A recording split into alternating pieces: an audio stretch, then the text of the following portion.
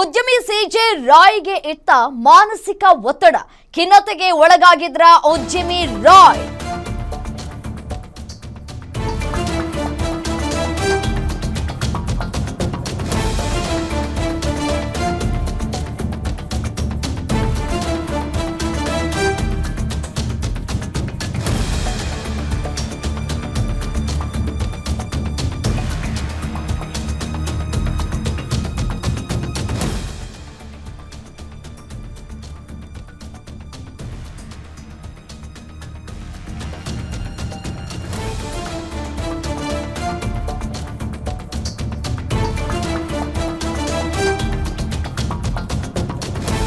Roy suicide ಸುತ್ತ ಸಾಲು ಸಾಲು ಪ್ರಶ್ನೆಗಳು ಕಾಡ್ತಾ ಇದೆ.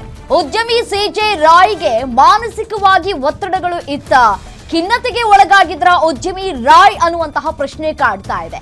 ಮಾನಸಿಕ ಒತ್ತಡವೇ ಆತ್ಮಹತ್ಯೆ ಮಾಡ್ಕೊಳ್ಳೋದಕ್ಕೆ ಕಾರಣವಾಯ್ತಾ? ಒತ್ತಡದಿಂದ ಒಮ್ಮೆ ಆಸ್ಪತ್ರೆಗೂ ಕೂಡ ಹೋಗಿದ್ರಂತೆ ರಾಯ್ ಅವರು.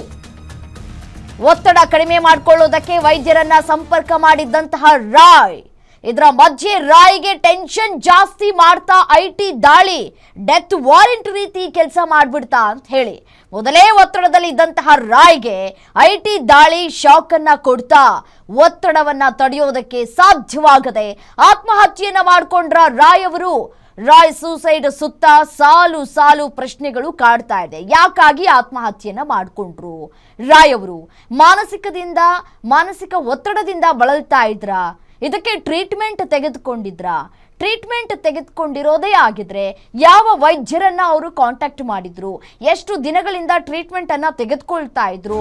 ಟ್ರೀಟ್ಮೆಂಟ್ ತೆಗೆದುಕೊಳ್ಳುವಂತಹ ಸಂದರ್ಭದಲ್ಲಿ ಐಟಿ ರೇಡ್ ಮಾನಸಿಕ ಒತ್ತಡವನ್ನ ಇನ್ನೂ ಹೆಚ್ಚು ಮಾಡ್ತಾ ಅಂತ ಹೇಳಿ ಗುಂಡು ಹಾರಿಸಿಕೊಂಡು 20 ನಿಮಿಷ ಆದ್ರೂ ಯಾರಿಗೂ ಗೊತ್ತಾಗಿರ್ಲಿಲ್ವಾ?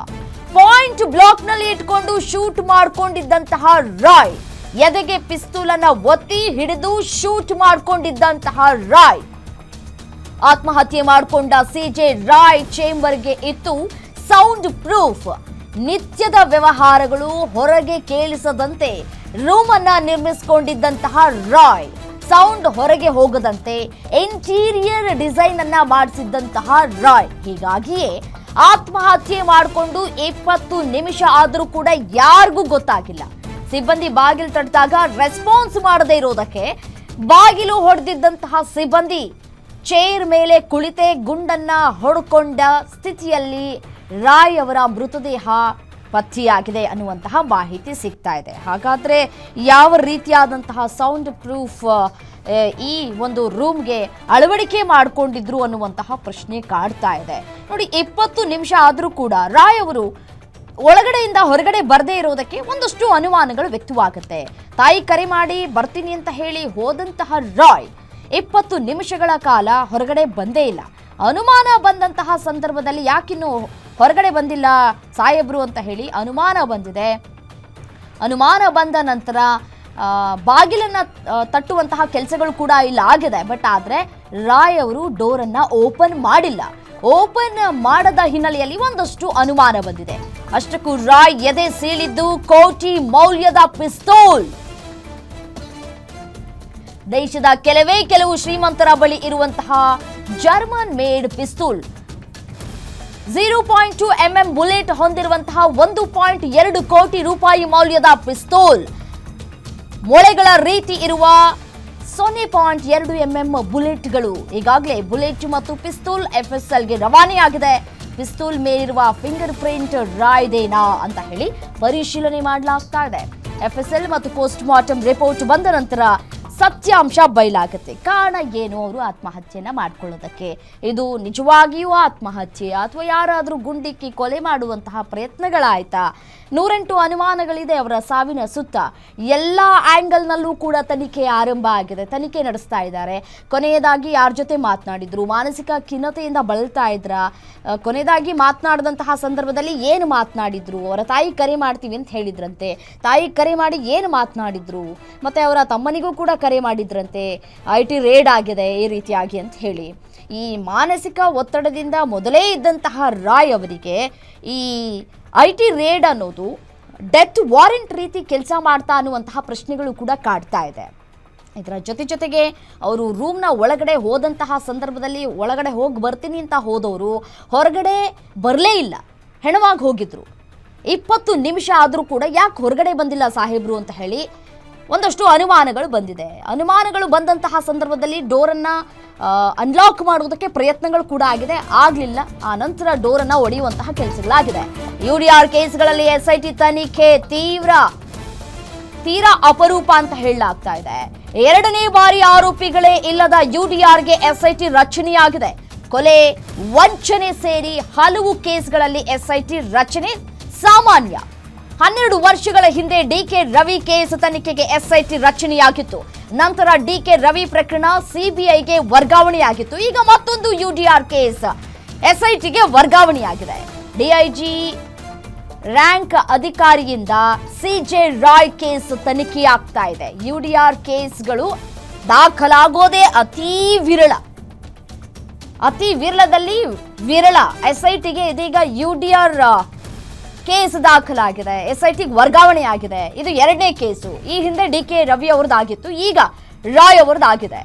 UDR ಅಂತಂದ್ರೆ ಅನ್ಯಾಚುರಲ್ ಡೆತ್. ಪ್ರತಿ ಸೂಸೈಡ್ ಕೇಸ್ನಲ್ಲಿ UDR ಪ್ರಕರಣ ದಾಖಲಿಸುವಂತಹ ಪೊಲೀಸರು ಪೋಸ್ಟ್ ಮಾರ್ಟಮ್ ರಿಪೋರ್ಟ್ನಲ್ಲಿ ಅನುಮಾನ ಕಂಡು ಬಂದ್ರೆ ಮಾತ್ರ ತನಿಖೆಯನ್ನ ಮಾಡ್ತಾರೆ.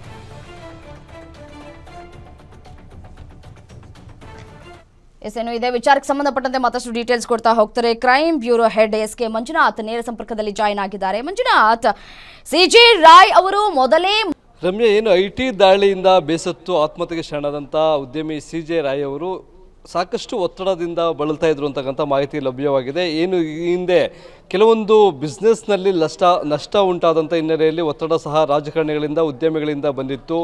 ಜೊತೆಗೆ ಅವರು ಇನ್ವೆಸ್ಟ್ ಮಾಡಿದಂಥ ಅಮೌಂಟನ್ನು ಏನು ಅವರ ಪಾಲುದಾರ ಏನಿತ್ತು ಅದನ್ನು ಸಹ ರಿಟರ್ನ್ ಮಾಡಬೇಕು ಅಂತಕ್ಕಂಥ ಒಂದು ಪ್ರೆಷರನ್ನು ಸಹ ಆಗ್ತಾಯಿದ್ರು. ಅದರ ನಡುವೆ IT ಅಧಿಕಾರಿಗಳು ದಾಳಿ ನಡೆಸಿದಂಥ ಸಂದರ್ಭದಲ್ಲಿ ಸುಮಾರು 300 ಕೋಟಿ ರೂಪಾಯಿ ಹಣಕ್ಕೆ ಸಂಬಂಧಪಟ್ಟಂತೆ ಮಿಸ್ಮ್ಯಾಚ್ ಆಗಿತ್ತು. ಅದರ ದಾಖಲೆಗಳನ್ನು ಸಹ ಒದಗಿಸುವಂತೆ ಸಾಕಷ್ಟು ಒತ್ತಡವನ್ನು ಸಹ ಹೇರ್ತಾ ಇದ್ರು.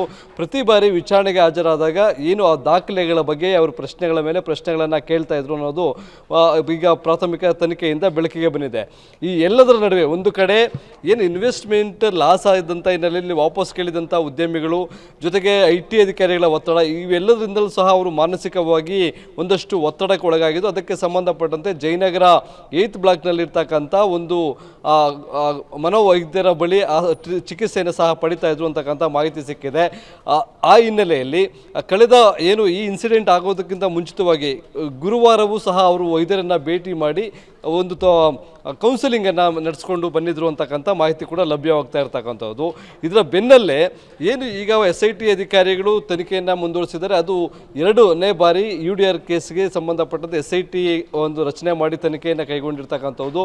ಮೊದಲಿಗೆ ನೀವು ಹೇಳಿದ ಹಾಗೆ DK ರವಿ ಕೇಸಲ್ಲಿ SIT ರಚನೆಯನ್ನು ಮಾಡಿದ್ರು. ಅಲ್ಲೂ ಸಹ ಯಾರ ಮೇಲೂ ಸಹ ಅನುಮಾನ ವ್ಯಕ್ತಪಡಿಸಲಿಲ್ಲ, ಅವರು ಆತ್ಮಹತ್ಯೆಗೆ ಶರಣಾಗಿದ್ದರು. ಹಾಗಾಗಿ ಆ ಪ್ರಕರಣದ ಸತ್ಯಾಸತ್ಯತೆಯನ್ನು ತಿಳಿಯೋದಕ್ಕೆ ಹೊರ ಎಳೆಯೋದಕ್ಕೆ ಒಂದು SIT ತಂಡವನ್ನು ರಚನೆ ಮಾಡಿದ್ರು. ಇಲ್ಲೂ ಸಹ ಸಾಕಷ್ಟು ಅನುಮಾನಗಳಿಗೆ ಎಡೆ ಮಾಡಿಕೊಟ್ಟಿದೆ. ಊಹಾಪೋಹಗಳು ಕೇಳಿ ಬರ್ತಾ ಇದ್ದಾವೆ. ಏನು ಬಿಸ್ನೆಸ್ನಲ್ಲಿ ನಷ್ಟ ಆಯಿತು, ಜೊತೆಗೆ ಏನು ಒತ್ತಡ, ರಾಜಕಾರಣಿಗಳ ಒತ್ತಡ, ಮತ್ತು ಪದೇ IT ಅಧಿಕಾರಿಗಳು ದಾಳಿ ಮಾಡಿ ಒಂದು ದಾಖಲೆಗಳನ್ನು ಒದಗಿಸುವಲ್ಲಿ ವಿಫಲರಾಗಿದ್ದರು. ಈ ಹಿನ್ನೆಲೆಯಲ್ಲಿ ಅವರು ಆತ್ಮಹತ್ಯೆಗೆ ಶರಣಾಗಿದ್ದಾರೆ ಅಂತಕ್ಕಂಥದ್ದು. ಆದರೆ ಅವರ ಅತ್ಯಾಪ್ತರು ಹೇಳ್ತಕ್ಕಂಥದ್ದು ಅವರು IT ಅಧಿಕಾರಿಗಳ ದಾಳಿಯಿಂದ ಆತ್ಮಹತ್ಯೆ ಮಾಡಿಕೊಂಡಿಲ್ಲ, ಬೇರೆ ಕಾರಣ ಇದೆ ಅಂತಕ್ಕಂಥ ಒಂದು ಹೇಳಿಕೆಗಳನ್ನು ಸಹ ಕೊಟ್ಟಿದ್ರು. ಹೀಗಾಗಿ CJ ರಾಯ್ ಚೇಂಬರ್ ಈಗ ಅವರ ಪಾಲಿಗೆ ಅದೇ ಮೃತ್ಯು ಕೂಪ ಆಗೋಯ್ತಾ ಅಂತ ಹೇಳಿ ಈ ಘಟನೆ ನಡೆದು 20 ನಿಮಿಷಗಳ ಕಾಲ ಯಾರೂ ಒಳಗೆ ಹೋಗೋದಕ್ಕೆ ಸಾಧ್ಯ ಆಗಿಲ್ಲ. ಖಂಡಿತ ರಮ್ಯಾ, ಇಲ್ಲಿ ಏನಂತಂದ್ರೆ ಕೆಲವೊಂದು ಸತ್ಯಗಳನ್ನು ಏನು ಜೋಸೆಫ್ ಅಂತ ಅಶೋಕ್ ನಗರ ಪೊಲೀಸ್ ಠಾಣೆಯಲ್ಲಿ ದೂರು ದಾಖಲು ಮಾಡಿದ್ರು. ಅವರು ಸಹ ತಮ್ಮ ದೂರಿನಲ್ಲಿ ಕೆಲವೊಂದು ಅಂಶಗಳನ್ನು ಮಿಸ್ ಮಾಡಲಾಗಿದೆ. ಮೊದಲಿಗೆ ದೂರಿನಲ್ಲಿ ಉಲ್ಲೇಖ ಮಾಡಿರ್ತಕ್ಕಂಥದ್ದು 10 ನಿಮಿಷ. ಯಾಕೆಂದರೆ ಅವರ ಬಾಡಿ ಗಾರ್ಡ್ಗೆ ಮತ್ತು ಅವರ MD ಆಗಿರ್ತಕ್ಕಂಥ ಜೋಸೆಫ್ ಅವರಿಗೆ ಹೇಳ್ಬಿಟ್ಟು ಹೋಗ್ತಾರೆ, ನಾನು ತನ್ನ ತಾಯಿ ಜೊತೆಗೆ ಮಾತನಾಡಬೇಕು, ಯಾರನ್ನು ಒಳಗಡೆ ಬಿಡಬೇಡಿ ಅಂತ ಹೇಳಿ ಅವರ ಕ್ಯಾಬಿನ್ ಒಳಗಡೆ ಹೋಗಿರ್ತಾರೆ. ಆದರೆ 10 ನಿಮಿಷಗಳ ಬಳಿಕ ನಾವು ಹೋದ್ವಿ, ಬಾಗಿಲನ್ನು ತಟ್ಟಿದ್ವಿ, ಬಾಗಿಲು ತೆಗೆದಿಲ್ಲ, ಆಮೇಲೆ ಬಲವಂತವಾಗಿ ಡೋರ್ ಅವರನ್ನು ಒಡೆದು ನಾವು ಒಳಗಡೆ ಹೋದ್ವಿ ಅಂತಕ್ಕಂಥ. ಆದರೆ ಈಗ 20 ನಿಮಿಷಗಳ ಕಾಲ ಇಲ್ಲಿ ಯಾರು ಒಳಗಡೆ ಹೋಗೋದಕ್ಕೆ ಆಗಲಿಲ್ಲ ಅಂತಕ್ಕಂಥ ಒಂದು ಅಂಶ ಬೆಳಕಿಗೆ ಬರ್ತಾ ಇದೆ. ಮೇಲಾಗಿ ಇಲ್ಲಿ ಬಹುತೇಕ ಅವರ ವ್ಯವಹಾರಗಳೆಲ್ಲವೂ ಸಹ ಅವರ ಕ್ಯಾಬಿನಲ್ಲಿ ಆಗ್ತಾ ಇತ್ತು. ಅಲ್ಲಿ ಒಳಗಡೆ ಏನೆಲ್ಲ ಚರ್ಚೆ ಆಗುತ್ತೆ ಅನ್ನೋದ್ರ ಬಗ್ಗೆ ಹೊರಗಡೆ ಅದರ ಒಂದು ಮಾಹಿತಿ ಲೀಕ್ ಆಗೋದಿರ್ಬೋದು ಅಥವಾ ಅದರ ಒಂದು ಸೌಂಡ್ ಸಹ ಕೇಳಬಾರ್ದು ಅನ್ನೋ ನಿಟ್ಟಿನಲ್ಲಿ ಒಂದು ಸೌಂಡ್ ಪ್ರೂಫ್ ಸಿಸ್ಟಮ್ ಅನ್ನ ಅಲ್ಲಿ ಇಂಟೀರಿಯರ್ ಅನ್ನೆಲ್ಲವೂ ಸಹ ಮಾಡಿಸ್ಕೊಂಡಿರ್ತಕ್ಕಂಥದ್ದು. ಹೀಗಾಗಿ ಅವರು ಗನ್ನನ್ನ ಏನು ಪಾಯಿಂಟ್ ಬ್ಲಾಕ್ ಅಲ್ಲಿ ಇಟ್ಕೊಂಡು ಗುಂಡು ಹಾರಿಸ್ಕೊಂಡಂಥ ಸಂದರ್ಭದಲ್ಲಿ ಅವ್ರದ್ದು ಹೇಳಿ ಕೇಳಿ 1.25 ಕೋಟಿ ರೂಪಾಯಿ ಮೌಲ್ಯದ ಗನ್ ಆಗಿದೆ. ಅದು ಸಹ ಸೌಂಡ್ ಬರ್ತಾ ಇರಲಿಲ್ಲ. ಹಾಗೆ ಸೌಂಡ್ಲೆಸ್ ಗನ್ ಆಗಿರ್ತಕ್ಕಂಥ ಹಿನ್ನೆಲೆಯಲ್ಲಿ ಯಾರಿಗೂ ಸಹ CJ ರಾಯ್ ಅವರು ಗುಂಡನ್ನು ಹಾರಿಸ್ಕೊಂಡಿರ್ತಕ್ಕಂಥ ಸೌಂಡು ಕೇಳಿಸ್ಲಿಲ್ಲ. ಆದರೆ ತನ್ನ ತಾಯಿ ಜೊತೆ ಮಾತನಾಡಬೇಕು ಅಂತ ಒಳಗಡೆ ಹೋದಂಥವರು ತಮ್ಮ ಡೈರಿಯಲ್ಲಿ ಒಂದಷ್ಟೇನಾದರೂ ಅಂಶಗಳನ್ನು ಬರೆದಿದ್ದಾರೆ ಅನ್ನೋದ್ರ ಬಗ್ಗೆ ಈಗ ತನಿಖೆಯಲ್ಲಿ ತಿಳಿದು ಬರ್ತಾ ಇದೆ. ಈಗ ಇವೆಲ್ಲವನ್ನ ನೋಡಿದೆ ಒಂದು ಕಡೆ ಮಾನಸಿಕವಾಗಿ ಅವರು ಒತ್ತಡಕ್ಕೆ ಒಳಗಾಗಿದ್ರು, ಅದಕ್ಕೆ ಚಿಕಿತ್ಸೆ ಪಡಿತಾ ಇದ್ರು ಅನ್ನೋದು ಬೆಳಕಿಗೆ ಬಂದಿದೆ. ಮತ್ತೊಂದು ಕಡೆ ಅವರ ಕ್ಯಾಬಿನ್ ಏನಿತ್ತು ಅದು ಸಹ ಬೇರೆಯವರು ಅವರನ್ನು ರೆಸ್ಕ್ಯೂ ಮಾಡೋಕ್ಕಿಂತ ಸಾಧ್ಯವಾಗದೆ ಆ ಸೌಂಡಿಂದ ಅವರು ಸತ್ತೋಗಿದ್ದಾರೆ ಅಂತಕ್ಕಂಥದ್ದು ಬೆಳಕಿಗೆ ಬಂದಿರ್ತಕ್ಕಂಥದ್ದು.